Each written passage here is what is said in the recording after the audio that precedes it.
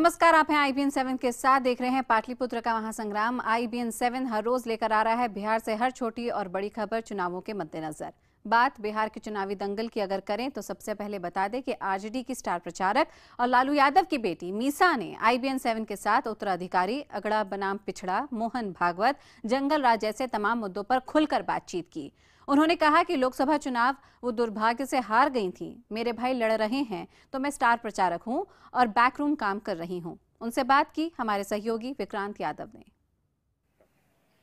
बिहार में चुनाव प्रचार अपने चरम पर है। सभी पार्टियों के स्टार प्रचारक चुनाव प्रचार में लगे हैं, लेकिन बीच में पत्रकारों से भी बातचीत के लिए समय निकालना जरूरी है। इस समय हमारे साथ बात करने के लिए मौजूद हैं आरजेडी की स्टार प्रचारक लालू यादव की बेटी मीसा। मीसा जी, सबसे पहले तो मैं यही जानना चाहूंगा, पिछले चुनाव में आपसे जब मेरी बात हुई थी तो ये पूछा था मैंने कि लालू जी की क्या राजनीतिक उत्तराधिकारी सामने आ गई है। तब आपके भाई चुनाव मैदान में नहीं थे, तो इस बार मीसा क्यों नहीं चुनाव मैदान में? देखिए, जैसा आपने ही बता दिया, आधा आंसर तो मतलब प्रश्न में ही आपके छुपा हुआ था कि मैं लोकसभा चुनाव लड़ी थी और अनफॉर्चुनेटली मैं हार गई चुनाव।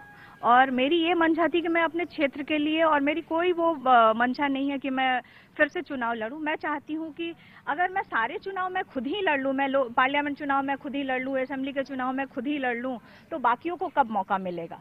और जैसा कि आपने कहा कि इस बार मेरे भाई चुनाव लड़ रहे हैं और मुझे पार्टी ने एक अलग दायित्व दिया है जिसको मैं संभाल रही हूँ। स्टार प्रचारक मुझे बनाया है और साथ साथ में मुझे बैक ऑफिस जो भी उसको संभालने का जिम्मा दिया गया। लेकिन ये सवाल तो जरूर उठेगा ना कि लालू जी के दो बेटे मैदान में हैं। कुछ लोग चुनाव में ये भी कह रहे हैं कि तेजस्वी छोटे हैं, बावजूद उसके अब राजनीतिक उत्तराधिकारी उन्हें होना चाहिए।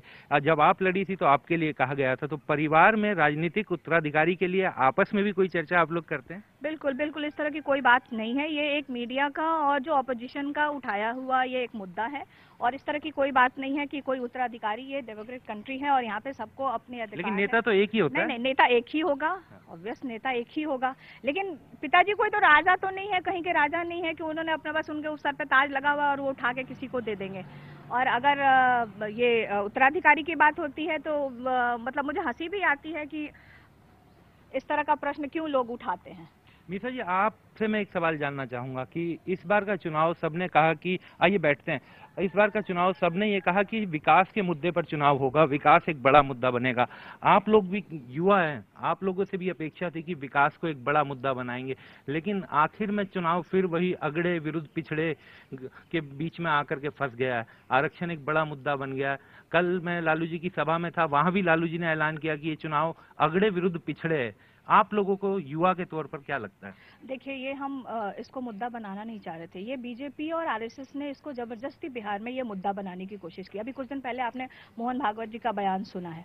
तो जो गरीब दबे कुचले जो लोग हैं, जो उनको आरक्षण हमने दिया, आरक्षण हम लोगों ने, और ये मतलब उसकी जरूरत है।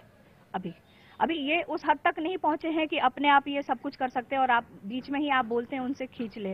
जिस तरह से हमने जातीय जनगणना भी हमने कहा कि आप उसकी भी कर दो, ताकि उस हिसाब से हम उनके लिए बजट में प्रोविजन रखें कि उनको उनका अधिकार मिले। तो वो भी बीजेपी ने नहीं किया अभी तक।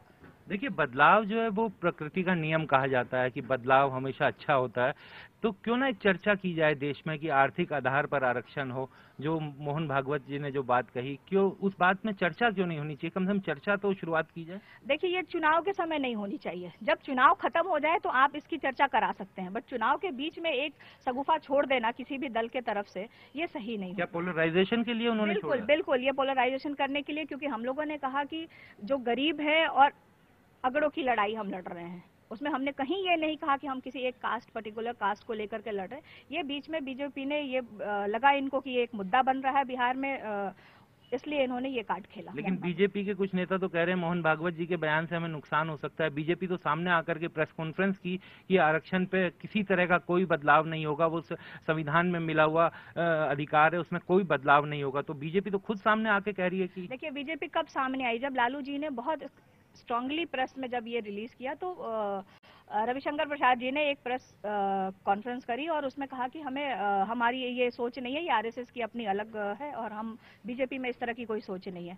तो ये डरते हैं क्योंकि वो उन्हीं का वोट लेते हैं, उनका वोट मांग रहे हैं, आज उन्हीं का वोट मांग रहे हैं, क्योंकि जिस अब अगड़े और पिछड़े की लड़ाइयाँ हो चुकी है, तो वो देख रहे हैं कि सिर्फ अगड़ों के भरोसे हम जीत नहीं हासिल कर सकते, इसलिए उनको पिछड़ों का चाहिए, इसलिए ये कह रहे हैं। ये सिर्फ एक घड़ियाली आंसू है उनका, और कुछ नहीं है। एक मैं आपसे व्यक्तिगत राय अगर आपकी पूछूं, और आपके भाइयों की भी, आप क्योंकि बड़ी बहन है उनकी ज्यादा बातचीत करती हैं, आपको क्या अच्छा लगता है कि चुनाव सिर्फ और सिर्फ विकास के मुद्दे पर लड़ा जाता है? ये सब जो चीजें हैं, अगड़े पिछड़े, रिजर्वेशन, आरक्षण, ये सब चीजें मुद्दा बनी या विकास बड़ा मुद्दा बनता? आपको क्या अच्छा लगता है? विक्रांत जी, आपने बहुत सही प्रश्न पूछा है कि विकास, देखिए विकास 60-65 साल पहले भी विकास मुद्दा था, आज भी विकास मुद्दा है, और 100 साल बाद भी ये विकास मुद्दा रहेगा चुनाव में।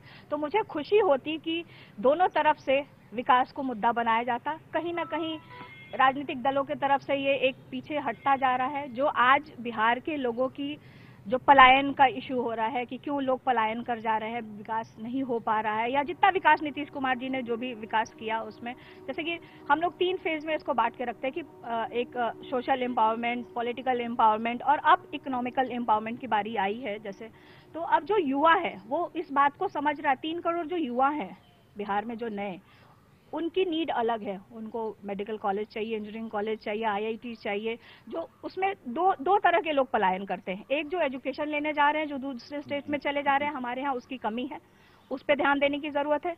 दूसरा, जो रोजगार के चक्कर में जाते हैं, रोजगार में ये होता है कि जैसे बहुत कुछ बड़ा नहीं कर रहे हैं, जो लोग यहाँ से पलायन करके जा रहे हैं दूसरे स्टेट में, वो बहुत कुछ बड़ा नहीं कर रहे हैं, वो उसी काम को कर रहे हैं। जो खेती करते थे वो खेती कर रहे हैं, जो रिक्शा खींचते थे, लेकिन उनकी एक मजबूरी है कि वो अगर पटना का रहने वाला कोई रिक्शा खींचता है आज के दिन में, तो वो देखता है कि मेरे आस पड़ोस वाले देख के, तो उनको एक थोड़ी शर्मिंदगी महसूस होती है, तो वो काम जाके वहां कर रहे हैं। तो इसको रोकने की जरूरत है। अब सब लोग कहते हैं कि हमें जॉब नहीं मिल रहा है, जैसे मोदी जी ने भी किया कि युवाओं को 1 करोड़ नौकरी दी जाएगी, आज तक उस पर रोक लगी हुई है, पता नहीं क्यों रोक लगाया है। चुनावी मुद्दा तो जरूर बनता है, युवाओं का इशू चुनावी मुद्दा मिलता है, और उस तरह का काम हो नहीं पाता है। हमने ये कहा है कि स्किल डेवलपमेंट, ये मोदी जी ने भी कहा है, हम भी पहले बोलते थे तो लोग, जब हम बोलते थे तो लोग हंसते थे, क्योंकि हुनर बहुत है बिहार के लोगों में। लालू जी जब विकास की बात करते हैं तो उसे एक तरह से मजाक में उड़ा दिया जाता है, आप ये कहते हैं? बिल्कुल, क्योंकि लालू जी गरीब लोगों की बात करते हैं कि कोई अब जैसे हमारे यहाँ छठ होता है, उसमें सूप बनाया जाता है, तो यहाँ पे बहुत बनता है, बिहार में इस्तेमाल भी होता है, बिहार के बाहर भी कुछ लोग जो बिहारी है वो इस्तेमाल करते हैं। छोटे छोटे स्किल डेवलपमेंट, जो आप रोजगार उसको बना दीजिए। अब टेलीविजन बनाना, सबके घर में आज टेलीविजन है, और 5-10 लोग उसमें आप हजारों लाखों लोग को आप ट्रेन कर सकते हैं। रेडियो बनाना, इस तरह की बहुत सारी चीजें हैं जो स्किल डेवलपमेंट में हम करा करके, और लालू जी अपनी बात बहुत सरल और सिंपल तरीके से बोलते हैं, ताकि लोग उसको, और उनको जो इंटेलेक्चुअल या जो बुद्धिजीवी लोग हैं उनको लगता है कि ये मजाकिया तरीके से एक चीज मैं ये जानना चाहता हूँ कि इस देश के युवाओं ने लोकसभा चुनाव में प्रधानमंत्री नरेंद्र मोदी पर बेहद विश्वास किया, उन्हें बड़े पैमाने पर वोट भी दिया।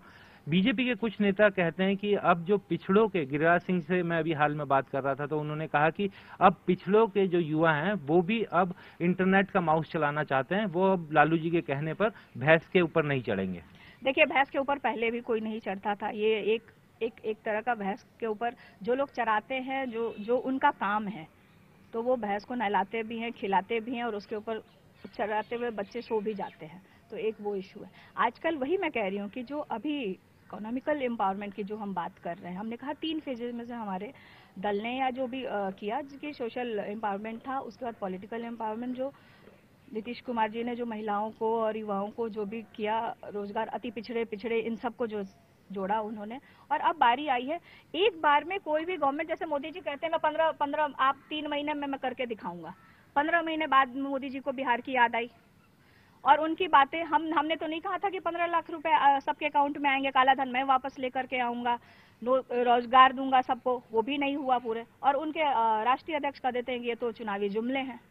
एक बड़ा डर बिहार के चुनाव में सबको सता रहा है, लोगों के बीच ये कहा जा रहा है, जो विरोधी हैं आपके, सबसे बड़ा जो मुद्दा है कि जंगल राज दोबारा लौट आएगा अगर इस बार लालू और नीतीश की सरकार बनी। देखिए, ये मैंने फिर आपको पहले भी मैंने ये बता दिया था कि जंगल राज का डर, क्योंकि ये विकास पे चर्चा ही नहीं करना चाहते, ये विकास को, बीजेपी वाले विकास को मुद्दा ही नहीं बनाने देना चाह रहे हैं। तो इसके लिए मैं आपके माध्यम से मैं सभी लोगों को, बिहार के जितने भी वोटर्स हैं, उनको ये आगाह करना चाह रही हूँ कि आप सोच समझ के अपना वोट दें, खास करके युवाओं को, कि फिर से ये वही जुमले वाली बात इनकी चलेगी, और ये जो सही इश्यूज पे आज नीतीश कुमार जी हमारे जो मुख्यमंत्री होने वाले हैं, उन्होंने कहा कि आप डेवलपमेंट पे आप आइए, चर्चा करिए, उस पर नहीं करते हैं। ये जहां जाते हैं वहां जंगल राज, सिर्फ इनके पास एक ही इशू है, जंगल राज और परिवारवाद। इसके अलावा तीसरा कोई इनके पास कोई इशू नहीं। परिवारवाद तो मैं भी जानना चाहूंगा कि आखिर परिवारवाद को, ये जो राजनीतिक परिवारवाद बन गया है, इतनी बड़ी ये दिक्कत क्यों है? क्यों, क्या इससे मुक्ति नहीं पाई जा सकती? पहले मीसा चुनाव लड़ती हैं, मीसा चुनाव हार जाती हैं, तो लालू यादव के दोनों बेटे अब मैदान में आ जाते हैं। देखिए, परिवारवाद से कोई दल अछूता नहीं रहा है, ये पहले से चलता आ रहा है, लेकिन क्योंकि हम एक पर्टिकुलर समाज से आते हैं, इसलिए हमारे ऊपर बार बार आरोप लगाया जाता है। मैं किसी का नाम नहीं लेना चाहती, जैसे आप लोग देखते हैं, आप अभी क्या हुआ, जब जम्मू कश्मीर के चुनाव हुए, बाप बेटी बाप बेटे, आज क्या हालत हो गई है, बाप बेटी के साथ जाके वो वहां पे गवर्नमेंट में फॉर्म कर रहे हैं। 56 इंच का सीना, आज जब जम्मू कश्मीर में पाकिस्तान का झंडा फहराया जाता है, तो ये 56 इंच का सीना कहाँ चला जाता है? तब इनको नहीं ध्यान आता है, बाप बेटी जम्मू कश्मीर को बर्बाद कर दिया, बाप बेटी ने बर्बाद कर दिया, बेटे बाप ने बर्बाद कर दिया। आज कहाँ खड़ी है बीजेपी? आज दल की स्थिति ये है, बीजेपी में कि सब अपने बेटे और पत्नी और बहू के लिए टिकट मांग रहे हैं। काफियों को मिला है, मैं नाम नहीं लेना चाहती किसी का। रामविलास जी के पासवान आप पार्टी का उठा करके देख लीजिए, ऊपर से नीचे तक परिवार के लोग भरे हुए हैं। उनके लिए भी मुझे नहीं करना, वो उनका अपना दल है, वो अपना डिसाइड करे जैसे करे। क्यों हमारे ऊपर ही क्यों आरोप लगाया जाता? मेरे परिवार में मेरे पहले तो कोई भी नहीं था। एक बस आखिरी सवाल, ये चुनाव बहुत महत्वपूर्ण है देश के लिए। कहा जा रहा है कि ये देश के लिए, कहने के लिए बिहार का चुनाव है, लेकिन ये देश का चुनाव होगा। तो क्या मीसा की राजनीति कोई इस चुनाव के बाद क्या भूमिका रहेगी? क्या हम उन्हें सक्रिय राजनीति में देखेंगे, चुनाव जिस तरीके से आपने लड़ा था, या पार्टी और संगठन के लिए ही काम करती रहेंगी? देखिए, ये पार्टी, कोई भी दल होता है वो तय करता है कि किसका क्या रोल होगा। और जिस तरह से मैंने कहा ना कि मैं पार्लियामेंट चुनाव लड़ रही हूँ और अपने पार्लियामेंट्री कॉन्स्टिट्यूंसी के लिए काम कर रही हूँ, आगे भी करती रहूंगी और संगठन को भी मजबूत करने की कोशिश कर रही हूँ। जो भी कमियां जो भी रह गई हैं उसमें युवाओं को और जोड़ने के, जो संगठन में नहीं है, जो युवाओं को जोड़ने की, खास करके महिलाओं के लिए। महिलाएं भी हमारे यहाँ, क्योंकि एक सामाजिक ऐसा होता है कि सब लोग नहीं आ पाते हैं। अगर फैमिली से उनको सपोर्ट मिले तो महिलाएं काफी आएंगी राजनीति में, तो वो एक सोच बदलनी है थोड़ी। तो मैं कोशिश कर रही हूँ कि जितना ज्यादा पढ़े लिखे जो महिलाएं हैं और युवा हैं। आप चाहेंगे कि लालू यादव अपने वोटर से, जिनकी वो पिछड़ों की बात करते हैं, उनको ये भी समझाएं कि अपने घरों की अब महिलाओं को भी आगे आने दें? बिल्कुल बिल्कुल, लालू जी खुद तो अपनी पत्नी को लेके आए, बेटी को लेके आए, तो ये लालू जी तो कहते भी हैं और इनको बहुत जोर डाल के कहना चाहिए कि महिलाएं, और देखो हमने तो अपनी पत्नी को और बीबी को लाया है, मतलब पत्नी को और बेटी को लाया है, और आप भी अब सबको मतलब सपोर्ट करें। और नहीं, और ये इस तरह से हुआ भी। आप पंचायत में जो मिला, आप देखें आज गांव-गांव में जितनी मुखिया है, अधिकतर महिलाएं हैं, सरपंच हैं वो महिलाएं हैं। जी, धन्यवाद। IBN 7 से बात करने के लिए शुक्रिया। कैमरामैन नीरज तिवारी के साथ विक्रांत यादव, पटना, IBN 7।